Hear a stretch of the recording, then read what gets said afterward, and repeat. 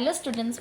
तो आज हम अपने क्लास 9 के एक बहुत इंपॉर्टेंट टॉपिक पॉलिनोमियल का एक कंसेप्ट करने वाले हैं which is splitting the middle term, यानी हम मिडल टर्म को कैसे स्प्लिट कर सकते हैं। इसके लिए आज हम दो क्वेश्चंस करेंगे जो आपकी एनसीईआरटी की बुक से ही है। So let's get started with our first question. So हमारा फर्स्ट क्वेश्चन है 12x² - 7x + 1। So let's get started. So हमें पहले करना क्या है, जो आपका फर्स्ट टर्म है और आपका जो लास्ट टर्म है, इन दोनों का मल्टीप्लिकेशन करना है। तो इन दोनों का मल्टीप्लिकेशन अगर मैं करूँ, यानी इन दोनों को मल्टीप्लाई करूँ, तो इसका आंसर आता है 12, यानी 12। तो हमारा इसका आंसर आ रहा है 12, यानी हमें देखना है दो ऐसे नंबर जिनका प्रोडक्ट 12 हो, पर जब उनका हम सम करें या डिफरेंस करें तो उसका आंसर क्या है, हमारा -7 है। सो अब हमें दो वैसे नंबर ढूंढने हैं। सो या तो हम ले सकते हैं -4 - 3। अगर आप देखो तो 4 × 3 हमारा कितना होता है, 12 होता है। तो हम इसके जो दो नंबर हैं वो है हमारे -4x - 3x। सो देखते हैं सही है या नहीं है। सो हमारा first term as it is लिखना है। उसके बाद जो आपने दो टर्म लिए हैं, यानी इसका अगर आप डिफरेंस कर रहे हो तो डिफरेंस यहाँ लिखना है, और अगर आप सम कर रहे हो तो सम लिखना है। तो मैं यहाँ पे -4x - 3x ले रही हूँ, और अगर अब जब इनको हम क्या करेंगे, इसको सॉल्व करेंगे, तो इसका आंसर हमारा -7x ही आएगा, और लास्ट टर्म भी आपको एज इट इज़ ही लिखना है। अब करना क्या है, जो आपकी ये दो टर्म है, इन दोनों टर्म में से आपको कॉमन निकालना है। इन दोनों टर्म में से अगर आप कॉमन देखो, इन दोनों टर्म में से आपका 4x कॉमन जा रहा है। 4x कैसे कॉमन जा रहा है, यहाँ से आप 4 ले रहे हो, और ये भी आपकी 4 की टेबल में 4 3 पे आता है, तो इन दोनों में से 4 4 कॉमन, और यहाँ पे भी x है, यहाँ पे भी x है, तो हमारा x कॉमन हो गया हमारा 4x। अब देखो इसके अंदर जो आपकी बची हुई टर्म्स है, अब आप वो लिख सकते हो, जो हमारी 3x - 1 बच गया अंदर। अब इन दोनों के भी अब हमें कॉमन निकालना है। अब इन दोनों में से जो हमारा कॉमन है वो हमारा है -1। क्या है, -1। अब यहाँ पे जो आपके टर्म बच गए, यानी 3x और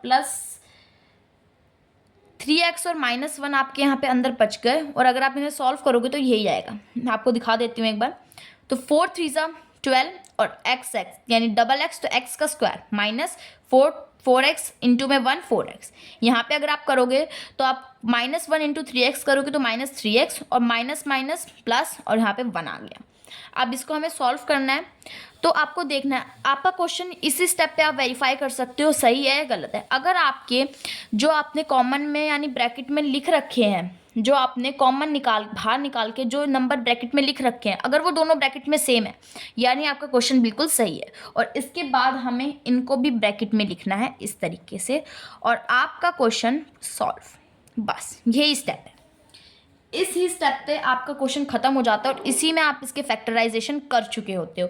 तो हमने इस स्टेप में क्या किया, पहले हमने first term and last term का क्या किया, हमने उनका मल्टीप्लिकेशन किया, जिसका आंसर हमारा 12 है। अब हमें दो ऐसे नंबर देखने हैं, या ध्यान से सुनना, दो ऐसे नंबर देखने हैं जिनका प्रोडक्ट तो 12 हो, पर जब हम उनका सम करें या फिर डिफरेंस करें तो -7x है। तो बस हमने वही दो टर्म निकाल लिए, जो है हमारे -4x - 3x। ठीक है, उसके बाद हमने स्टार्टिंग के दो टर्म उनमें से कॉमन डिजिट निकाले, और अंदर जो आपके डिजिट रह गए उन्हें हमने अंदर रखा ब्रैकेट के। फिर हमने लास्ट के दो डिजिट उनमें से कॉमन निकाले, और अंदर जो रह गया उसको अंदर रखा। और इस स्टेप में आप वेरीफाई कैसे कर सकते हो कि आपका क्वेश्चन सही है या गलत है। अगर आपके दोनों ब्रैकेट में अलग अलग नंबर आ रहे हैं, या फिर अगर आपके साइन भी अलग आ रहा है कि कहीं माइनस है कहीं प्लस है, तो आपका क्वेश्चन गलत जा रहा है, आपने कोई ना कोई स्टेप ऐसा किया है जो गलत है, तो यहाँ ही आपको वेरिफिकेशन मिल जाती है। फिर आपको इस तरीके से इन्हें लिख देना, और आपका ये ही आपका फाइनल रिजल्ट या आंसर है। सो अब हम अपने सेकेंड क्वेश्चन पे चलते हैं।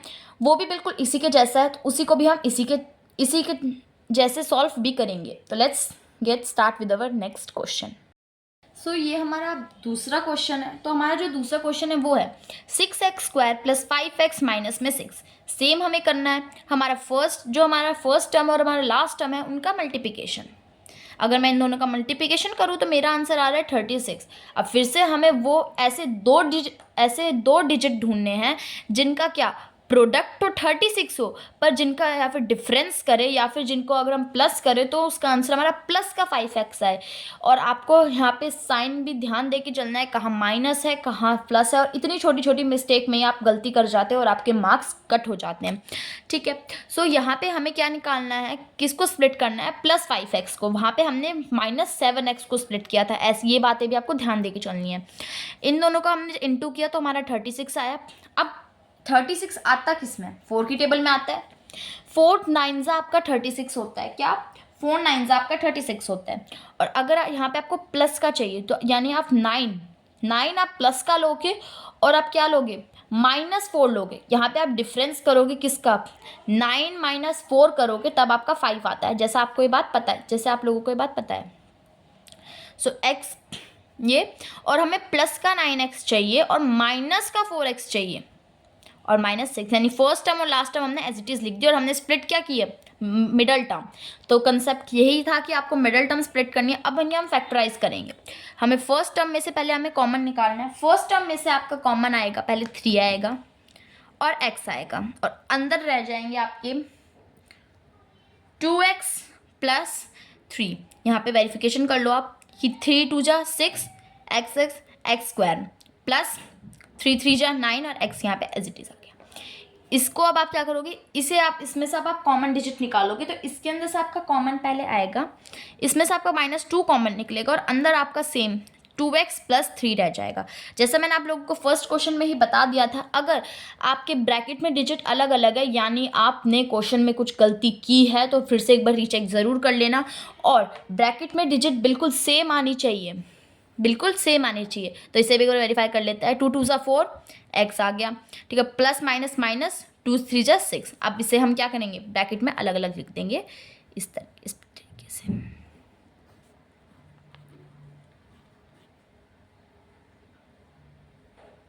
सॉरी थोड़ी गलती होगी, यहाँ 3 आ जाएगा। ओके, तो इसमें कोई वो नहीं है कि चाहो तो आप पहले ये भी लिख सकते थे कि ब्रैकेट में 3x - 2 फिर आप 2x + 3 लिख सकते हो। तो इसमें कोई नहीं है, जो आपको ब्रैकेट पहले लिखना है आप वो लिख सकते हो। क्योंकि जब आप इनको इनटू में करोगे यानी आप जब इसको इसके साथ, इसको इसके साथ, फिर इसको इसके साथ, इसको इसके साथ, तो आपका यही आएगा। क्या आएगा, ये वाला आएगा।